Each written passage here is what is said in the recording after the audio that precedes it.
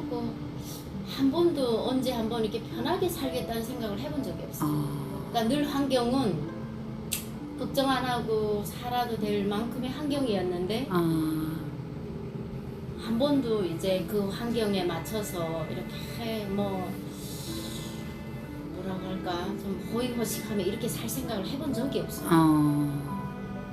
그러니까 한국에 나와서는 정말 이만갑이랑 보면서 정말 그 내가 못 들었던 얘기들을 너무 많이 들어봤고 그러니까 사람이 괜스레 이런 죄의식, 미안함 이런 걸 너무 모르고 살았구나. 내가 이 사람들이 이렇게 살 때 내가 정말 모르고 살았구나.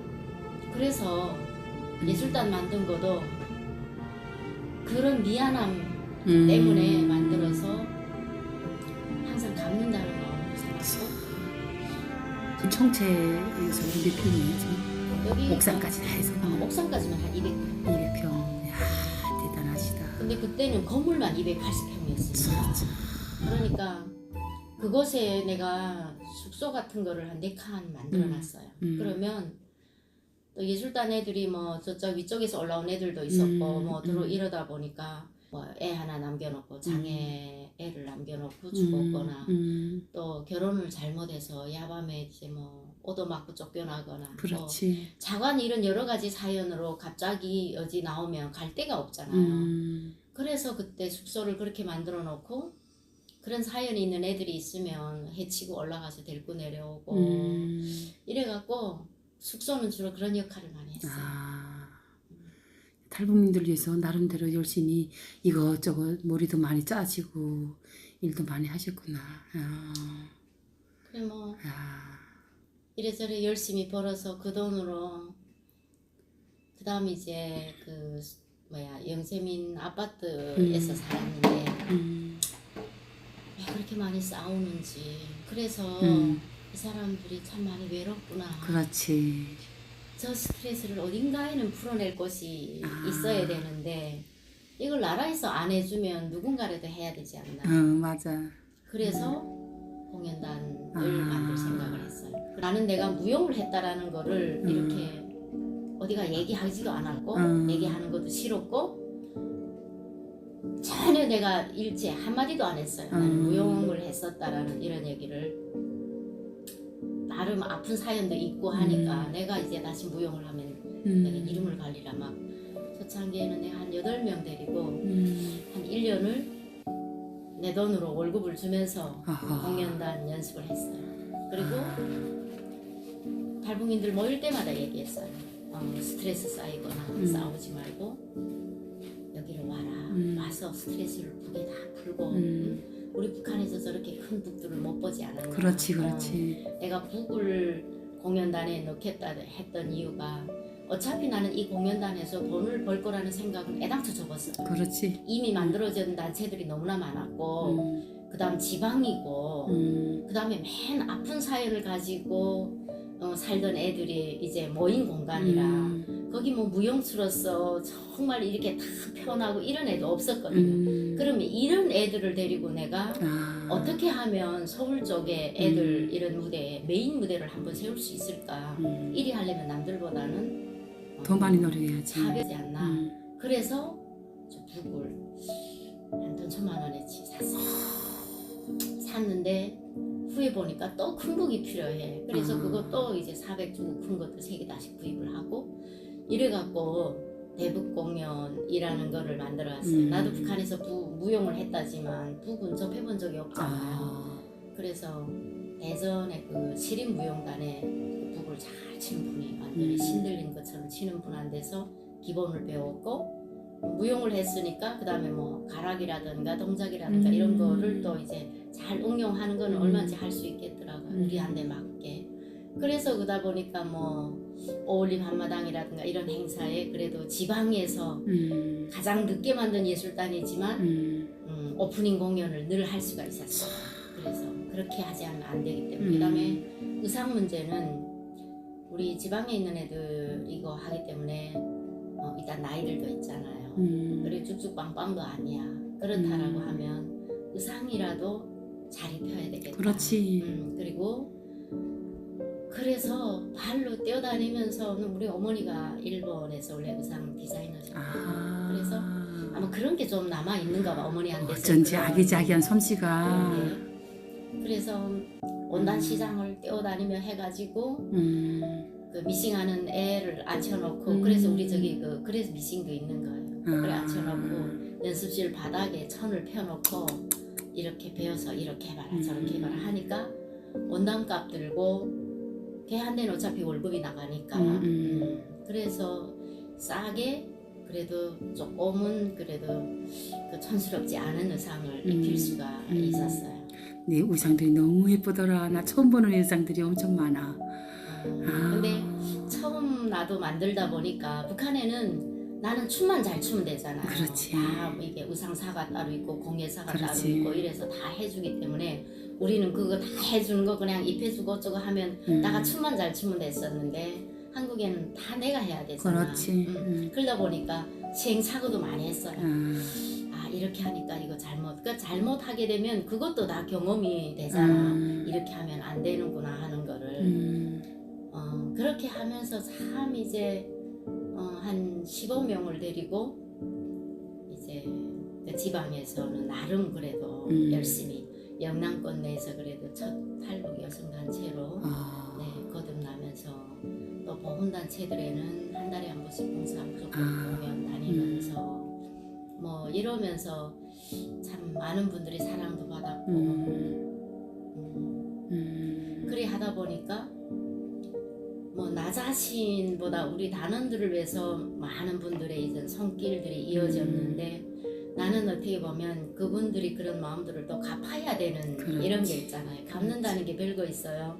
주변에 힘든 애들이 있으면 이제 살게끔 만들어줘야 되는 거고 그들이 그래도 희망이라는 거, 꿈이라는 거를 가질 수 있게 만들어줘야 되니까 그러니까 그런 단체들 속에 우리도 하나의 클럽을 만들어가지고 힘든 애들은 그렇게 저렇게 해서 후원을 받으면서 살 수 있도록 그렇게 막 기반을 닦아주느라고 애를 쓰고 살았어요. 자, 근데 우리 대표님은 우리와의 삶이 틀려요. 예, 내가 이렇게 한국에 와서도 보지만, 이렇게 촬영하면서도 보지만, 진짜 난 어렵게 사는 데서 이렇게 좀 생활하다 보니까 군대 나갔다 와서 이제 꽃제비 생활도 많이 했고, 그런데 또 이렇게 방송이라든지 이렇게 취재하다 보면 우리와 영 다른 삶에서 살다 오신 분들도 있어요. 근데 우리보다 더 편하고 더 좋고 물질적 문화 생활도 좋은데 어떻게 탈북을 했을까? 왜 탈북을 했을까는 의문점도 많아요. 나는. 아마 해외에 다니지 않았다면 탈북은 안 했을 거예요. 북한에서도 해외를 다녀봤어요? 제가 처음 외국에 나갔던 게 16살 때인가? 그럴 때는 평양 학생소년예술단으로 대표에 이런 어쨌든 그런 걸 가지고 세상 물정을 봤구나. 그리고 이제 외국에 공연을 갔었는데 그때는 사회주의 국가들이 붕괴되기 전이었어요. 근데 가면 막 사람들이 환호하고 막 그래서 뭐 2일 공연한다라고 했는데 이제 그게 하루씩 연장되고 그러니까 막 그거 주변국들에서 이제 막 비행기 타고 우리 공연 보러 온다라고 하고 이래서 그때만 해도 나는 사회주의의 이 우리나라가 세상 사람들이 강했지. 저렇게 부러워서 오는구나. 우리는 그렇게 생각을 했었고 우리는 공연을 하면 관람표로 돈을 받는다라는 걸 꿈에도 몰랐고 전혀 몰랐어요. 그 다음에 외국인들이 이제 손목에 찼던 시계도 풀어주고 막 이게 뭐라도 주고 싶어서 이렇게 볼펜들이라도 주고 하게 되면 또 서로 감시를 하면서 다 바쳐야 되고 그거를 뭐 이렇게 살 때만 해도 나는 사회주의가 최고인 줄 알았어요. 그 다음 내가 결혼과 함께 조금 있다가 이제 뭐 했냐면 국가대표 이제 피겨스케이트 이제 내가 6년 감독을 했어요.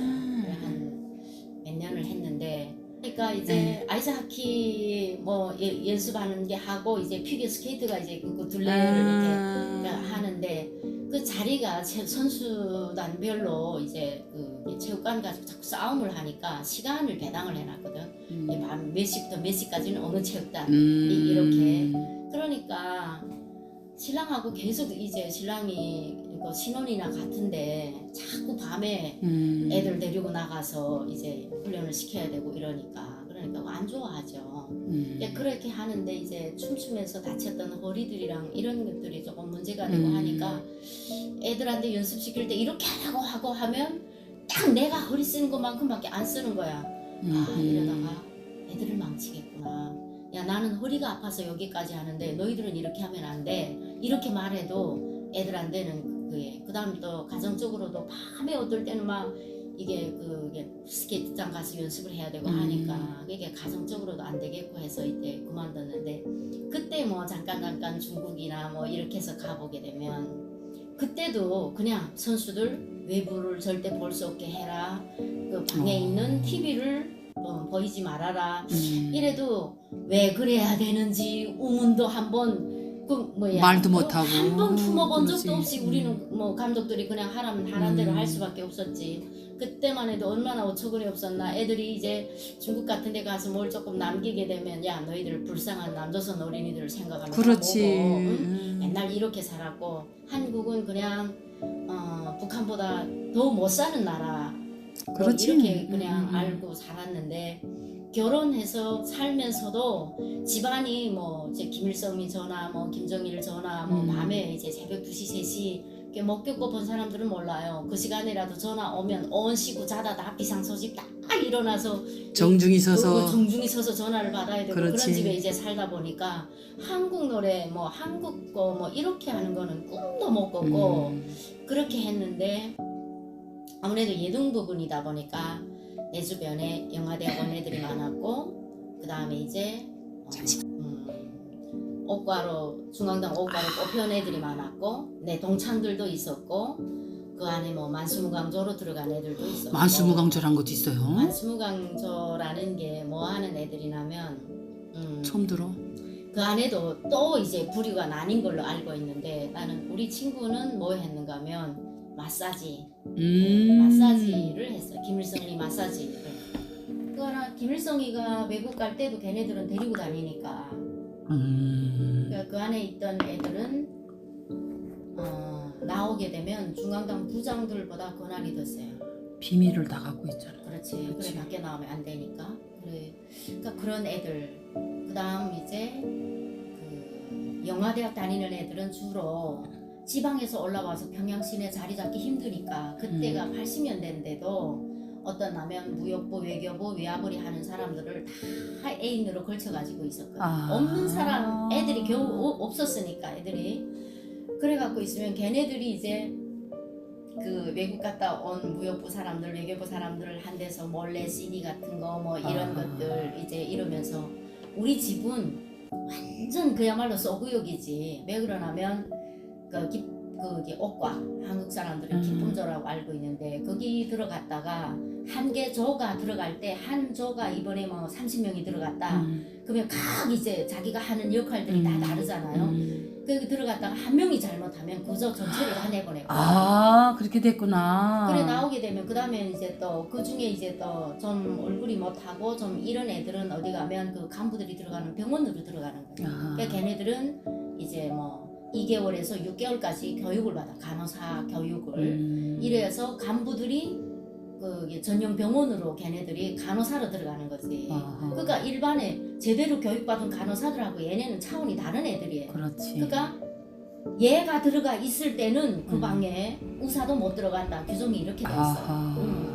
그러고 나니까 얘네들은 간부들이 그냥 성놀이개라고 보면 되는 거죠. 이렇게 그래 부서가 다 다른데 이런 애들이 이제 누구의 잘못으로 지방에 이제 쫓겨가게 되거든. 아무리 뭐 기쁜 저 옷가루 올라왔다라고 해도 걔네들은 임시거주니까.